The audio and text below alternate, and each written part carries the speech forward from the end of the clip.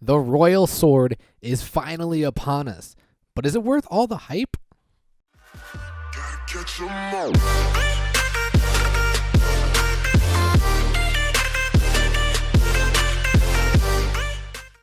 What's good? It's your boy Rico. Welcome back to another episode of Pokemon Duel. And we finally have gotten Aegislash. I think that's how you pronounce it. Aegislash. But I asked you guys a question. Is it worth all the hype? And for a short answer, I don't necessarily know. I've only been able to play with it for I think like an hour. Maybe it was actually 2 hours. I streamed for 2 hours. And the way I was running it, I was trying to run it from the Dull Blade into the Aegislash. So I do want to give you guys my thoughts and opinions on the figures and the wheels. But before we jump into that, I do want to show you some leaks. So shout out to BR Gaming. And this is what it looks like we're going to be getting. Looks like we're going to be getting a team match event. Unfortunately, the figure I love the figures that they chose, but we need an EX Pinsir. We need an EX Heracross, and then I'd be so much more hyped to play it. So it looks like we're going to be getting a team match event. I don't know when. Also, we are going to be getting, it looks like a gym, you guys. Except this looks like a steel deck, a steel gym with the shiny Ho-Oh as the reward. So it's going to be a steel and fire gym. I guess that's what it is. And the shiny Ho-Oh is going to be the reward. I think, what else was there? That might be it. Is there something else?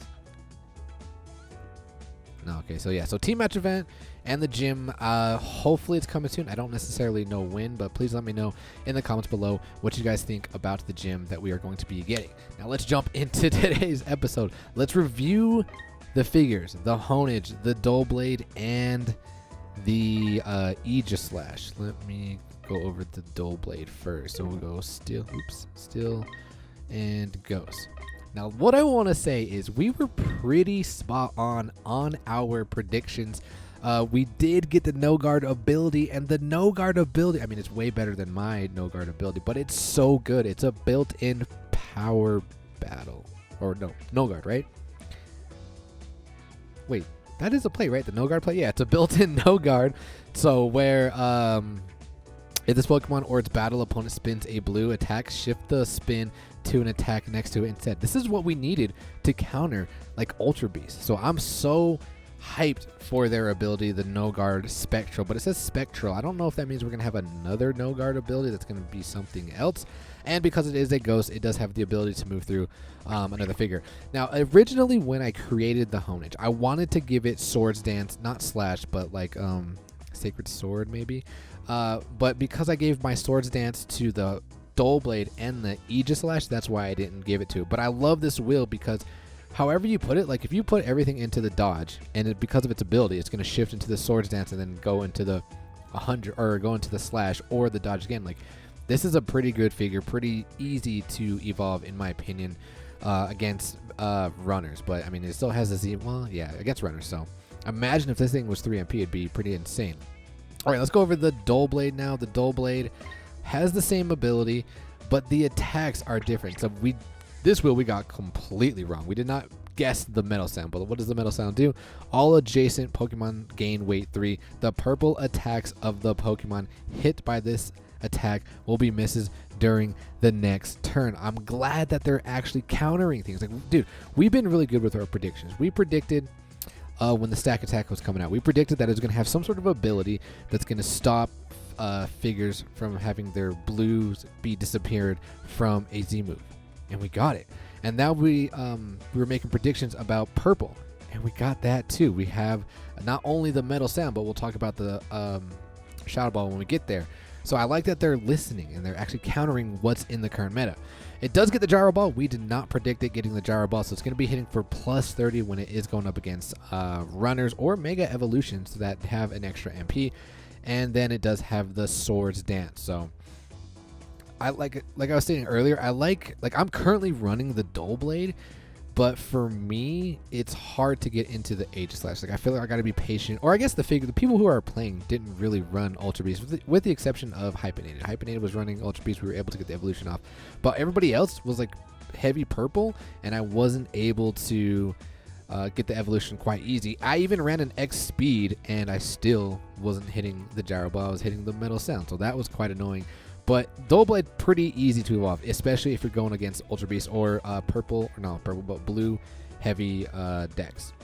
Now let's move on to the Aegislash. The Aegislash shield form, which we predicted accurately in terms of the attacks. We predicted it was going to get Shadow Ball. We predicted it was going to get Shadow Sneak, and we predicted it was going to get King's Shield, and that's exactly what we got. And the will was pretty close to what we predicted. The King's Shield, like, it was going to be heavy blue, just like that. The only thing we missed was the Shadow Ball. We gave the Shadow Ball attack damage. It was supposed to be hitting for like 120 to 150, but the added effect, the battle opponent or one opposing Pokemon adjacent to the battle opponent spins. If that Pokemon spins a purple attack or miss, it moves to the PC and gains weight. Now, we predicted that was going to be attack damage, and then adjacent spins and they gain weight. Pretty damn close, man. Pretty damn close. But the Shadow Sneak hits really low. I think we predicted it was going to hit for 100. So it's got the ability, the stance change ability, into the stance change S. So this Pokemon may move through Pokemon on the field. Before using this Pokemon, it may change into Blade form. Okay, now the Blade form is a little more complex with its ability. It's super long, but essentially what it is, I'm sure you guys already tested it. Once it goes into Blade form, it has 2 MP just for that turn, and you can attack from range. Okay, you guys know how I feel about ranged attacks and coward figures, and Pokemon Duel knows I love Aegislash, so now I'm forced to use this. I don't like that that I can attack from range, but fortunately it's only for 1 turn. But you can continue to go back into Shield and then go back into Blade. Like, you can continuously attack from range. So what I want to preface real quick before we go on, be careful what you do with your resources. Like, we talked about all the things that they countered, right? The Z moves, purples, range. We have so many. Well, I think we have 5 figures we have that can attack from range. We have this thing. We've got the Mega Gallade, Kartana, Alakazam and Kadabra, and the Hawlucha, but nobody really cares about Hawlucha. But my prediction is either the next banner or in the future we're going to be having a figure that can probably only get KO'd by direct damage. So just keep that in mind. Don't just waste all your resources into something like this. But it does have a Shadow Sneak, which is a gold Shadow Sneak at 130 is really good from range. Like, this is the counter to Vibrava, the counter to Dawn Wings, or just the meta right now, because it can hide behind its figures, it can be a coward and attack from range. So I have one match that I do want to show you guys. I really like the figures. I really like them a lot. The problem for me is trying to do Doughblade. Like, I ran it initially in a steel deck. I didn't really like it. I don't really like steel decks. It's just not my play style. I don't like having a stack attack of 1 MP. I don't like having a Steelix 1 MP. It's just, I don't know, it's too slow for me, and I have to think too much, and you guys already know I think way too much, and my time is way worse when it comes to steel deck. So this is the deck that I'm actually currently running. We're going to try to run. I do like the Marshadow. That's going to help with the Doughblade, just in terms of evolution, given that essentially plus 20 damage. So but I think I might just run the Aegislash, because I can just, if you just have Aegislash, you don't necessarily need, like, you can just start attacking from range with a heavy gold, opposed to waiting for a Z gauge to move up or hoping that your opponent is, a heavy blue user. So I've still a lot more testing to do, but that's enough of me ranting. I'm super excited for the figures. I can't wait to see what you guys can show me and Pokemon. I don't even know why I said that. I just can't wait to see what you guys do with Aegislash. But like I said, I do have a match that I do want to show you guys, so let's jump into that. All right, so shout out to Eddie. Eddie actually DM'd me via Instagram with this great match. High level play, very competitive. Look at everything's chain 10, level 10. But it looks like he's going against, I don't know who this is. I have a feeling, actually, I don't know what your avatar looks like. But yo, Janelle, is this you? Because I mean, look at this. You got this deck, the Mega Guard deck, which I don't care for. But let's take a look at what this Doughblade can do. Doughblade can take this out. It's got Keldeo, so Doughblade pretty good here. He's also got the guards and Mega Guard. So whoever this is needs to be careful, because if they Mega Guard and Eddie has a good opportunity to bring on the Dull Blade, that's basically a free attack because that's going to shift right into the mist with the Mega Guard. So let's see how this match unfolds. They're going to open up with the Keldeo, and he doesn't bring on the Dull Blade. I think I would have been super excited and I would have brought on the Dull Blade, but I do like the protection with the Dawn Wings. And they're also rocking Banets. Banets are always scary to go against. So I like what ... is doing here. They see that the opponent is rocking the Bayonets, and Bayonets are a definite threat because every time you KO them, it's just going to buff them. So he gets rid of one of them, doesn't have to worry about it. So I like Eddie here. He's like, okay, now what we're going to do is we're going to go straight into the Keldeo. We're going to get the evolution. I think I would have taken the L there instead of evolving or de-evolving. But what Eddie does here is he's going to change forms, and when I watch this replay, and he attacks the Keldeo. I mean, he has pretty good odds here, but I think what I would have done... Oh, can we talk about the wheel? We predicted Honage to have this exact wheel. Well, the sword or blade form. We predicted the Honage to have this exact wheel, but the attacks were slightly different. We had 2 Shadow Snakes right there and then some attack damage right there. But I think, I mean, completely disregard what I'm about to say because I forgot you can't change forms and move at the same time. For some reason, I thought you could have changed forms, have 2 MP, move through figures, but I forgot the blade form does not have the ability to move through figures. Back to the video. I think I would have risked it. I think I would have changed forms and moved right here and then just attacked into this Vibrava. I mean, you have pretty good odds at hitting the Shadow Snake, and then whoever this is would be forced... Oh, they don't even have a gold block, actually. They would be forced to... I think they would actually be forced to... Their Z gauge is not even up either. Uh-oh, BR, did you lose your account? That sucks.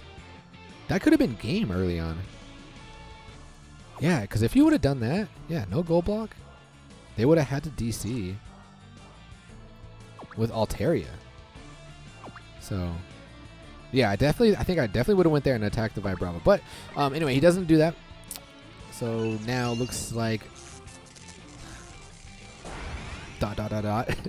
is going. I like the mega play though. They like the mega play because they're gonna threaten, because it allows them to move through figures, and if this thing does get KO'd, they're gonna bring back their Gardevoir.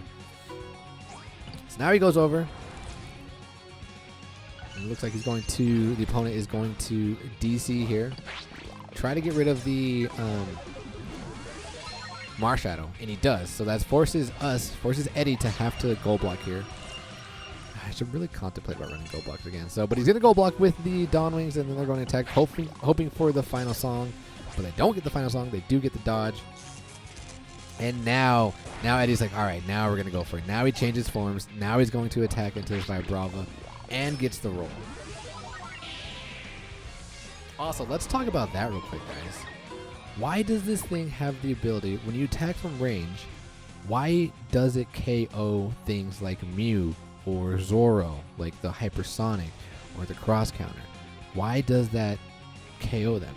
And do you think it should KO them? Because I don't think it should. Like, if your attack is Hypersonic and it says if attacks are 100 or more, I don't think you should get KO'd, even if I'm attacked from range. So let me know what you guys think about that. But okay, so now the opponent is here. They're going to Psychic Z move. They're going to KO, and that's the bad thing about the Aegislash.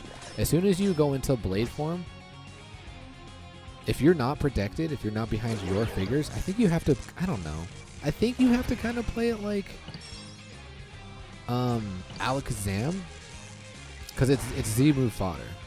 As soon as you attack and make any sort of advancement, it gets KO'd by Z move or just something with high damage. But then again, if it does hit the King's shield, it can go into into the shield form, which is good. But I don't know. Let me know how you guys play the Aegislash. So I like what Eddie's gonna do here. He's going to Mega here with the Bayonet. He's gonna go after this threat. Yeah, get this Gardevoir out of here. I don't think he's played the Recycle yet. Gets a Fortune Roll. KO's here. He's confused, but it doesn't matter because he is Mega Evolution, and he will de-evolve here. And I like him being aggressive here because it forces the ... to be defensive. But what he's going to do... Oh, no. What we're going to do is we're going to send this Altaria into Ultra Space. I don't know. Why not just attack? Hold on. Okay, now he plays a Recycle. If we would have kept the Z move, and you were confused, you could have attacked into Vibrava, and then when this covers goals, you could have Z moved there. Because their Z move's not even up yet, so I don't know. But anyway, they'd send the Altaria away. And now they're going to Max Revive, bring on the Gardevoir. They got to be super defensive here. Looks like we're going to Max Revive, and he's going to Max Revive here. He's going to put on... Oh, he's going to attack. I like the attack. Pretty good odds there. But now the opponent is going to pull their Z move. They're going to send our Dawn Wings into the Ultra Space, and now we're going to have to... Oh, we do have the goal block again because of the or not the Max Revive, but the Recycle. And Shield Form is a pretty good goalie. I don't like the DC here. I mean, the odds of him hitting goal are... The Shield Form just has great survivability against the Dominic. So I don't necessarily agree with the DC. I think it's kind of a waste of plate right there. But looks like we are going to Mega because we still have the other Bayonet plate. And we're going to Mega. We're going to surround. Get this Dawn Wings out of here.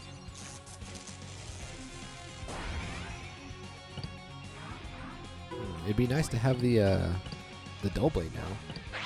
But Eddie is not afraid. He's like, you know what? I don't care if you're Mega. I'm going to attack straight into you. But unfortunately, they do get the blue hole. And now our Bayonet is gone. We only have one Bayonet left. Mega's here. Takes entry point. 3v4. We're in a good position here. 3v4. Gets the roll. I don't know about... I don't necessarily agree with that play, but I mean, it gets the roll. Z-move's coming up, though. They're going to Mega here. They're going to try and get their figures back, which could be bad for us, so they're going to attack here. And we do get the Shadow Sneak into the final song. We get the KO. We stay on the board, but however... Wait a minute. What the heck? You guys see that? Why does it show a Bayonet? It shows Bayonet, but it says Gardevoir. That's funny. He brought back one of our Bayonets in disguise as a guard. That's funny. The visuals of this game. So now we're going to advance. We're going to try to... What do we do here?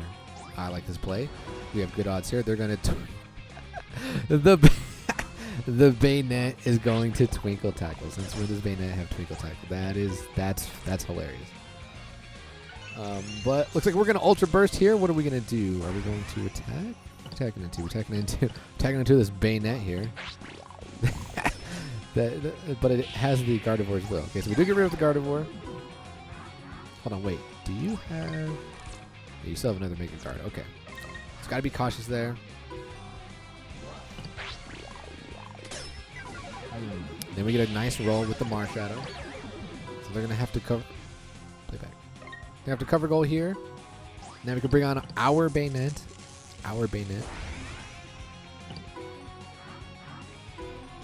And I promise Aegislash does not just sit on the goal. Although, I mean, it's pretty decent goalie. But so it looks like we're going to Z-move here. We're going to use the Ghost Z-move. Everything's going to spin. They roll a white. They're going to be negative 1 MP. So that Altaria, you are 1 MP. You are relaxed until you get tagged by one of your figures. Wait, why was he relaxed? I don't know. But we get the Photon Geyser on the Gardevoir, so we can now pass through the Gardevoir.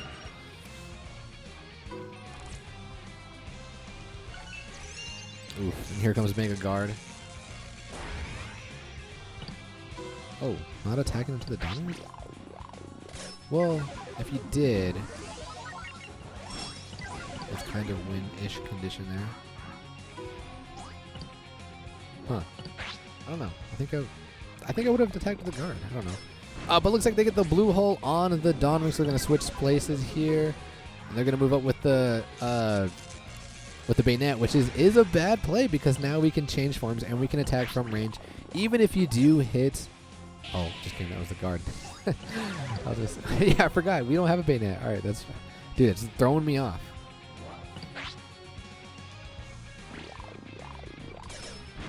So the opponent here is going to Z move. Now our Dawn Wings is gone, looks like. What are we going to do? We're going to grab the entry point here with Mara Shadow, possibly. Yep, Mara Shadow's here.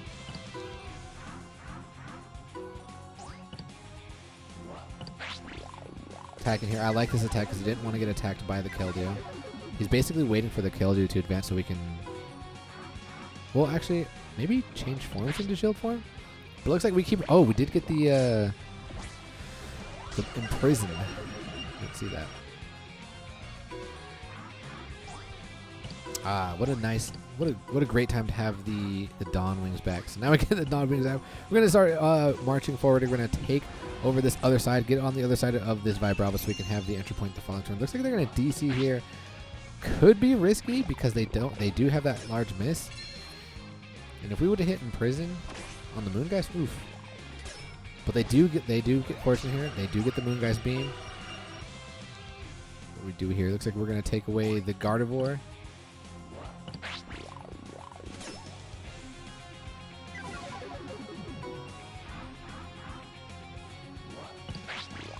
Not the greatest odds for the opponent, so we do win this roll here. And now we can take the entry point with the Dawn Wings, and now things are looking pretty good. Now we can change forms. Now we can start moving up. Dude, I actually love the way they made Aegislash. They made them really well. Tectonic Rage here is going to make a risky, not going to say risky, but probably the only play that they can make. But we can win this roll with the Shadow Sneak, but we don't get it.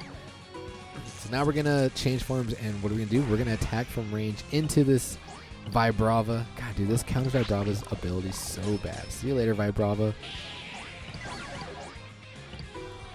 The opponent has all their figures back, but it's okay. Actually, we only have 4. We have 4 figures, but look how much pressure we're applying.